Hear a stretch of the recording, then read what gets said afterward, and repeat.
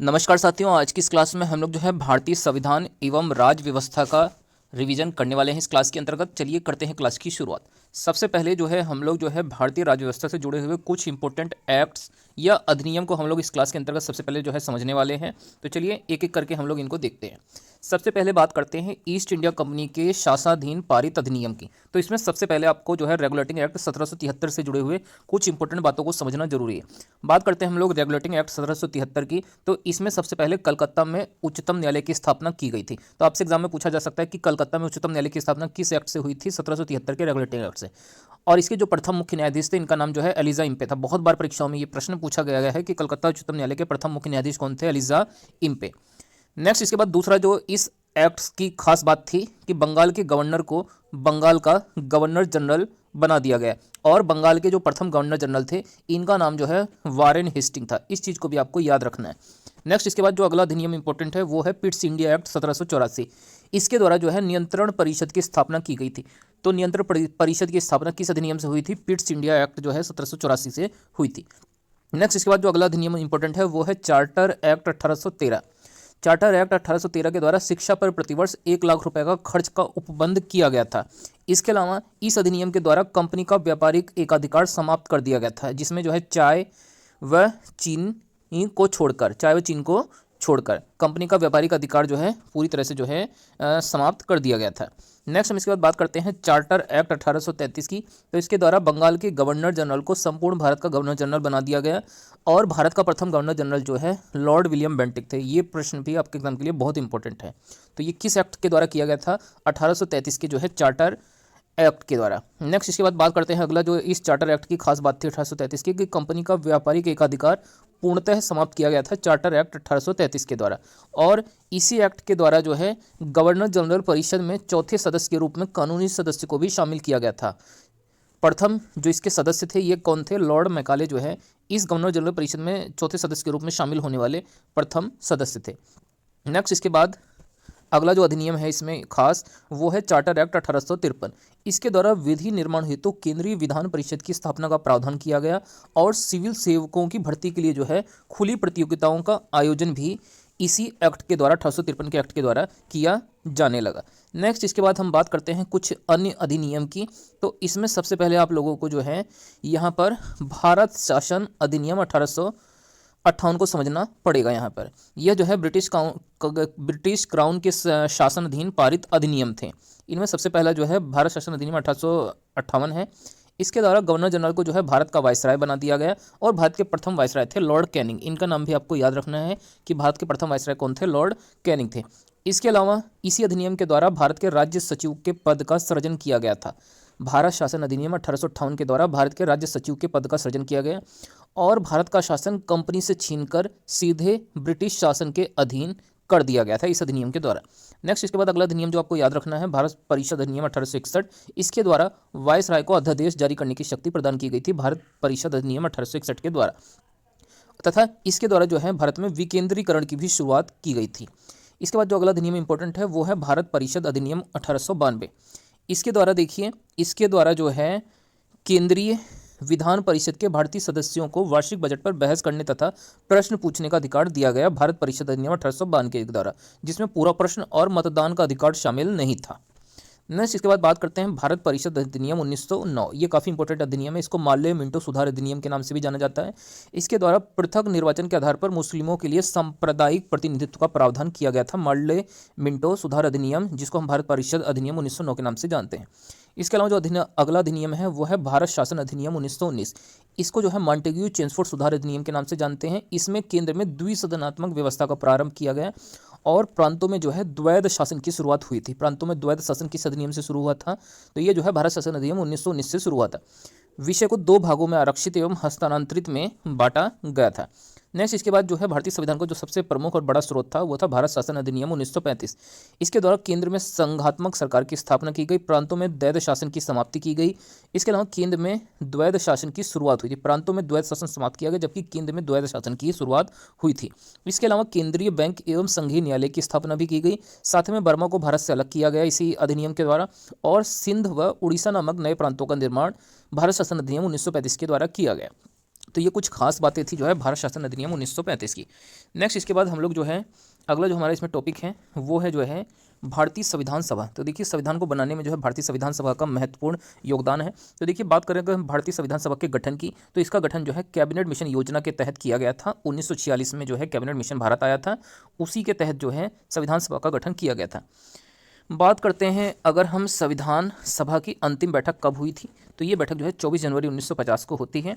इसके अलावा अगर आपसे पूछा जाए कि इस संविधान सभा में सदस्यों की संख्या टोटल कितनी थी, 389 थी, जिसमें से ब्रिटिश भारत से जो है 296 सदस्य थे। देसी रियासतों के सदस्य कितने थे, इसके अंतर्गत 93 सदस्य थे। और महिला सदस्यों की संख्या संविधान सभा में कितनी थी, 15 थी। और इस संविधान सभा की पहली बैठक कब होती है, 9 दिसंबर 1946 को इस संविधान सभा की पहली बैठक होती है। अगर हम बात करें इस जो संविधान सभा थी, इसके जो है अस्थायी अध्यक्ष कौन थे, तो ये जो है डॉक्टर सच्चिदानंद सिन्हा थे, जबकि स्थायी अध्यक्ष डॉक्टर राजेंद्र प्रसाद थे।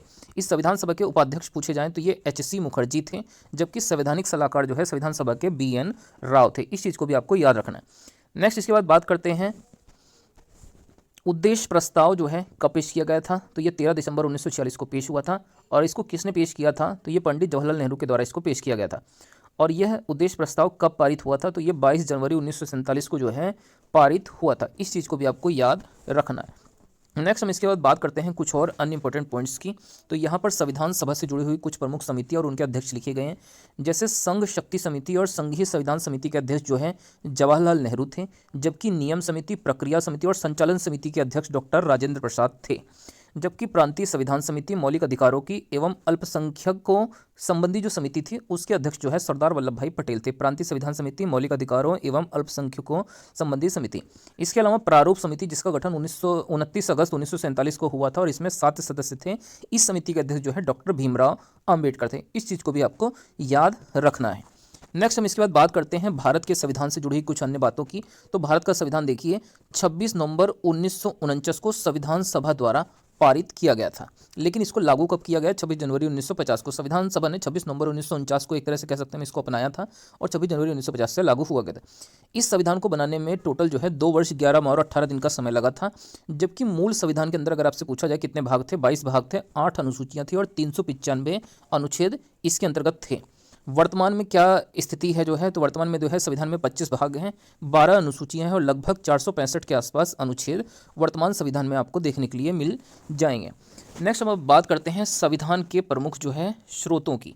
तो देखिए संविधान के अगर हम प्रमुख स्रोतों की बात करें तो इसमें सबसे पहले आता है ब्रिटेन देश। ब्रिटेन देश से हमने संसदीय शासन प्रणाली, एकल नागरिकता और विधि का शासन, ये तीनों चीज़ें हमने किस देश के संविधान से लिया है, ब्रिटेन देश के संविधान से लिया है।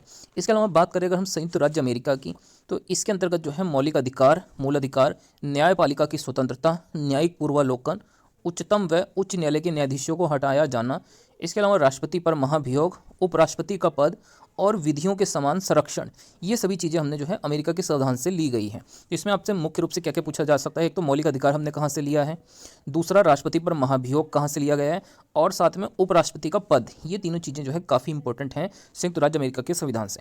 नेक्स्ट हम इसके बाद बात करते हैं कनाडा के संविधान से हमने संघात्मक शासन प्रणाली, इसके अलावा केंद्र द्वारा जो राज्यपाल की नियुक्ति की जाती है, यह भी हमने कनाडा के संविधान से लिया है, और अवशिष्ट शक्तियाँ केंद्र के पास हैं, ये चीज़ भी हमने जो है कनाडा के संविधान से ली हुई है।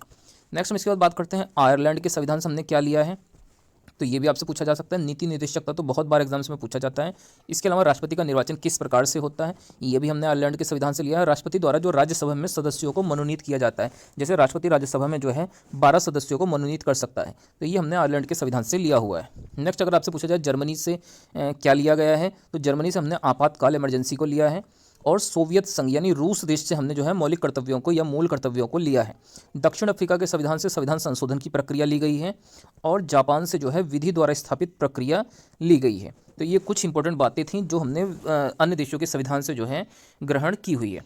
नेक्स्ट इसके बाद जो है हमारा जो अगला टॉपिक है, ये है उद्देशिका, या जिसको हम लोग प्रस्तावना के नाम से जानते हैं। संविधान का सबसे इंपॉर्टेंट भाग होता है ये जो है, इसको जो है संविधान की आत्मा भी कहा जाता है, तो इस चीज़ को भी आपको याद रखना है। नेक्स्ट हम बात करते हैं उद्देशिका या प्रस्तावना से जुड़ी हुई कुछ इंपॉर्टेंट बातों की। तो देखिए इसमें क्या कहा गया है, भारत किस प्रकार का देश होगा, तो भारत एक संपूर्ण प्रभुत्व संपन्न समाजवादी पंथ निरपेक्ष लोकतांत्रिक गणराज्य जो है कहा गया है। इसके अलावा प्रस्तावना के अंदर कितने प्रकार के न्याय बताए गए हैं, तो टोटल 3 प्रकार के न्याय प्रस्तावना में वर्णित किए गए हैं, सामाजिक, आर्थिक और राजनीतिक न्याय।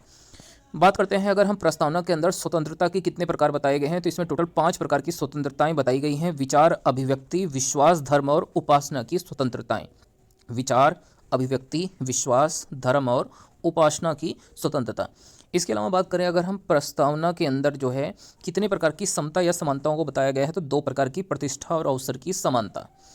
इसके अलावा देखिए अब तक हमारे प्रस्तावना के अंदर टोटल एक बार ही संशोधन हुआ है। 42वें संविधान संशोधन अधिनियम 1976 के द्वारा प्रस्तावना में जो है 3 नए शब्द जोड़े गए थे, समाजवादी, पंथनिरपेक्ष और अखंडता। इस चीज़ को आपको याद रखना है। नेक्स्ट हम बात करते हैं केशव नंद भारती जो विवाद था, ये 1973 में हुआ था और इसमें उच्चतम न्यायालय ने उद्देशिका को संविधान का भाग माना था। केशव नंद भारती विवाद 1973 जो कि जो है प्रस्तावना से जुड़ा हुआ है। इसके अलावा पंडित जवाहरलाल नेहरू ने जो है उद्देशिका को संविधान की आत्मा कहा था और के एम मुंशी ने उद्देशिका को राजनीतिक जन्मपत्री कहा था। के एम मुंशी ने क्या कहा था? उद्देशिका को राजनीतिक जन्मपत्री और जवाहरलाल नेहरू ने उद्देशिका को संविधान की आत्मा कहा था।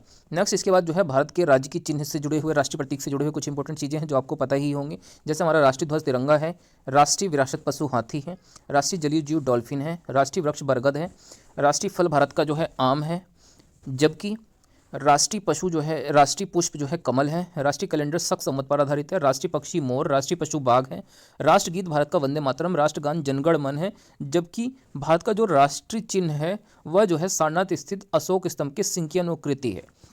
तो ये कुछ भारत के राष्ट्रीय प्रतीक से जुड़ी हुई चीज़ें थी। अब हम लोग यहाँ पर कुछ जो है नए राज्य और उनके गठन किस वर्ष में हुआ था, इस टॉपिक को हम लोग यहाँ पर देख लेते हैं। जो है देखिए सबसे पहले हम बात करते हैं कुछ प्रमुख राज्यों के और उनका गठन किस वर्ष में हुआ था। तो देखिए सबसे पहले आंध्र प्रदेश राज्य का गठन जो है 1 अक्टूबर 1953 को होता है और ये भाषा के आधार पर गठित होने वाला भारत का पहला राज्य भी था। नेक्स्ट हम बात करते हैं गुजरात राज्य का गठन कब हुआ था, तो ये 1 मई 1960 को जो है गठित हुआ था। नागालैंड राज्य का गठन जो है 1 दिसंबर 1963 को जाकर होता है, जबकि हरियाणा जो है 1 नवंबर 1966 में, हिमाचल प्रदेश जो है 25 जनवरी 1971 को गठित हुआ था, मणिपुर जो है 21 जनवरी 1972 में, मेघालय भी 21 जनवरी 1972 को और त्रिपुरा भी 21 जनवरी 1972। मेघालय, मणिपुर और त्रिपुरा ये तीनों राज्य जो है 1972 में जो है गठित होते हैं। इसके अलावा जो है सिक्किम राज्य जो है 1975 में गठित हुआ था 16 मई 1975 को, और मिजोरम और अरुणाचल प्रदेश ये दोनों राज्य जो है 1987 में जाकर गठित होते हैं। इसके अलावा जो गोवा राज्य है यह भी 1987 में हुआ था, 30 मई 1987 को गठित। इसके अलावा जो छत्तीसगढ़, उत्तराखंड और झारखंड राज्य है ये तीनों राज्य जो है 2000 में गठित हुए थे, जिसमें से छत्तीसगढ़ राज्य 1 नवंबर 2000 को, उत्तराखंड 9 नवंबर 2000 को और झारखंड राज्य 15 नवंबर 2000 को गठित हुआ था, 1 नवंबर और 15 नवंबर को। ये क्रमशः भारत के 26वें, 27वें और 28वें राज्य थे। इसके अलावा जो भारत का 29वां राज्य गठित हुआ था ये तेलंगाना राज्य था, जो कि गठित हुआ था 2 जून 2014 को। नेक्स्ट हम इसके बाद बात करते हैं जो है राज्यों के गठन से संबंधित महत्वपूर्ण कुछ बातों की। तो देखिए भाषा के आधार पर गठित होने वाला पहला राज्य आंध्र प्रदेश था 1953 में। राज्यों का जो पुनर्गठन आयोग है यह 1953 में जो है बनाया गया था और इसके अध्यक्ष थे फजल अली। इसमें 2 सदस्य और थे, KM पणिक्कर और हृदयनाथ कुंजरू। इस चीज़ को भी आपको याद रखना है। इसके अलावा उत्तर प्रदेश राज्य का जो गठन हुआ था यह 24 जनवरी 1950 को हुआ था और कर्नाटक, केरल, मध्य प्रदेश और राजस्थान की स्थापना जो है 1 नवंबर 1956 को हुई थी। कौन कौन से राज्य? कर्नाटक, केरल, मध्य प्रदेश और राजस्थान, इन चारों की गठन जो है 1 नवंबर 1956 को हुआ था। नेक्स्ट हम लोग यहाँ पर जो है कुछ मौलिक अधिकार, हमारे जो जितने भी मौलिक अधिकार हैं 6 मौलिक अधिकार हैं उनसे जुड़े हुए कुछ महत्वपूर्ण अनुच्छेद हैं, उसको भी हम लोग यहाँ पर समझ लेते हैं। तो सबसे पहले समझिए मौलिक अधिकार जो है संविधान के भाग 3 में आते हैं। अनुच्छेद कहाँ से कहाँ तक मौलिक अधिकार हैं, तो ये 12 से 35 तक है। अभी ये देखिए 6 मौलिक अधिकार हमारे कौन कौन से हैं। तो सबसे पहले समता का अधिकार है, अनुच्छेद 14 से लेकर 18 का। इसके बाद जो है स्वतंत्रता का अधिकार है, स्वतंत्रता का अधिकार जो है अनुच्छेद 1922 के तहत आता है। तीसरा जो हमारा मौलिक अधिकार है वो है शोषण के विरुद्ध अधिकार, यह अनुच्छेद 23-24 के तहत आता है। जबकि धर्म या धार्मिक स्वतंत्रता का अधिकार जो है अनुच्छेद 25 से 28 तक आता है और संस्कृति और शिक्षा का अधिकार जो है अनुच्छेद 29-30 में आता है। जबकि संवैधानिक उपचारों का जो प्रावधान है यह अनुच्छेद 32 से लेकर 35 के मध्य आता है। तो आपको याद रखना है अनुच्छेद 12 से 35 तक जो है मौलिक अधिकारों से संबंधित है और हमारे मौलिक अधिकारों की संख्या टोटल कितनी है? 6 हमारे जो है मौलिक अधिकार हैं और इसको संविधान के भाग नंबर 3 में रखा गया है। नेक्स्ट हम इसके बाद बात करते हैं मौलिक अधिकारों से जुड़े हुए कुछ इंपॉर्टेंट तथ्यों की। तो देखिए 44वें संविधान संशोधन अधिनियम 1978 के द्वारा संपत्ति के अधिकार को मौलिक अधिकारों की श्रेणी से हटाकर अनुच्छेद 300 के तहत इसको विधिक या कानूनी अधिकार बना दिया गया था। इसके अलावा बात करते हैं मौलिक अधिकारों के संरक्षण हेतु अनुच्छेद 32 के तहत उच्चतम न्यायालय तथा अनुच्छेद 226 के तहत जो है उच्च न्यायालय 5 प्रकार की रिट जारी कर सकता है। तो ये दोनों चीज़ें आपको पता होनी चाहिए कि आर्टिकल 32 के तहत तो सुप्रीम कोर्ट और अनुच्छेद 226 के तहत हाई कोर्ट जो है रिट जारी कर सकता है। और कितनी रिट्स जारी कर सकता है? टोटल 5। ये 5 रिटें कौन कौन सी हैं? तो इनमें जो है बंदी प्रत्यक्षीकरण, परमादेश, प्रतिषेध, अधिकार परीक्षा और उत्प्रेषण, ये 5 प्रकार की रिट जो है सुप्रीम कोर्ट, हाई कोर्ट जारी कर सकता है। नेक्स्ट बात करते हैं राष्ट्रपति द्वारा आपातकाल की उद्घोषणा के दौरान अनुच्छेद 21 में वर्णित मूल अधिकार स्वतः ही निलंबित हो जाते हैं, जो कि अनुच्छेद 358 में बताया गया है। इसके अलावा अगर हम बात करें कुछ अन्य पॉइंट की, तो देखिए यहाँ पर सबसे पहले हमको समझना पड़ेगा राज्य के नीति निर्देशक तत्व। अगला जो हमारा टॉपिक है राज्य के नीति निर्देशक तत्व है। देखिए राज्य के नीति निर्देशक तत्व की बात करते हैं तो इसका उपबंध जो है संविधान के भाग 4 अनुच्छेद 36 से 51 में दिया गया है। बात करते हैं राज्य के नीति निर्देशक तत्व की, तो यह गैर वाद्य योग्य है, अर्थात इसे जो है न्यायालय में इसे लागू नहीं कराया जा सकता है। इसका उद्देश्य जो है लोक कल्याणकारी राज्य एवं सामाजिक आर्थिक लोकतंत्र की स्थापना करना है, राज्य के नीति निर्देशक तत्वों का उद्देश्य। नेक्स्ट हम इसके बाद बात करते हैं जो है मौलिक कर्तव्यों की। तो देखिए बात करते हैं अगर सबसे पहले मौलिक कर्तव्यों की, तो मौलिक कर्तव्यों को संविधान के भाग 4 के में रखा गया है। अनुच्छेद 51 के में सरदार स्वर्ण सिंह समिति की सिफारिश के आधार पर 42वें संविधान संशोधन अधिनियम 1976 के द्वारा इसको जोड़ा गया था। प्रारंभ में जो है हमारे मौलिक कर्तव्य की संख्या 10 थी, लेकिन वर्तमान में कितने मौलिक कर्तव्य हैं? 11। 11वां जो मौलिक कर्तव्य है वह 86वें संविधान संशोधन अधिनियम 2002 के द्वारा जोड़ा गया था, जिसमें 6 से 14 वर्ष के प्रतिपालक के लिए शिक्षा का अवसर प्रदान करने के लिए माता पिता या संरक्षण के कर्तव्य का प्रावधान बताया गया है। इसके अलावा बात करते हैं भारत का राष्ट्रपति से जुड़ी हुई कुछ इंपॉर्टेंट बातों की। तो देखिए भारत का जो राष्ट्रपति होता है वो देश का प्रथम नागरिक होता है, संघ की कार्यपालिका शक्ति का प्रमुख होता है और ये तीनों सेनाओं को जो है प्रधान सेनापति होता है। बात करते हैं हम राष्ट्रपति के निर्वाचन से जुड़ी हुई कुछ इंपॉर्टेंट बातों की। तो देखिए जो राष्ट्रपति है, राष्ट्रपति का निर्वाचक जो मंडल होता है उसमें संसद के दोनों सदनों के निर्वाचित सदस्य, इसके अलावा राज्य की विधानसभाओं के निर्वाचित सदस्य और दिल्ली और पुदुचेरी की विधानसभाओं के निर्वाचित सदस्य शामिल होते हैं। बात करते हैं राष्ट्रपति का त्यागपत्र। तो राष्ट्रपति अपना त्यागपत्र हमेशा उपराष्ट्रपति को देता है। राष्ट्रपति की पदावधि ये कितने वर्षों के लिए चुना जाता है? तो 5 वर्ष इसका कार्यकाल होता है।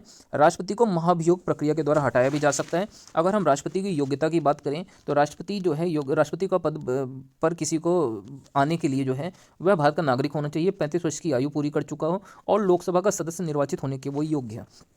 राष्ट्रपति को शपथ की बात करें तो राष्ट्रपति को शपथ जो है भारत के मुख्य न्यायाधीश तथा उसकी अनुपस्थिति में जो है उच्चतम न्यायालय के उपलब्ध वरिष्ठतम न्यायाधीश के समक्ष जो है उसको शपथ दिलाई दी, या तो भारत का मुख्य न्यायाधीश दिलाएगा या उच्चतम न्यायालय का कोई भी वरिष्ठ न्यायाधीश जो है उसको शपथ दिला सकता है। तो ये कुछ बातें थी जो है राष्ट्रपति से जुड़ी हुई।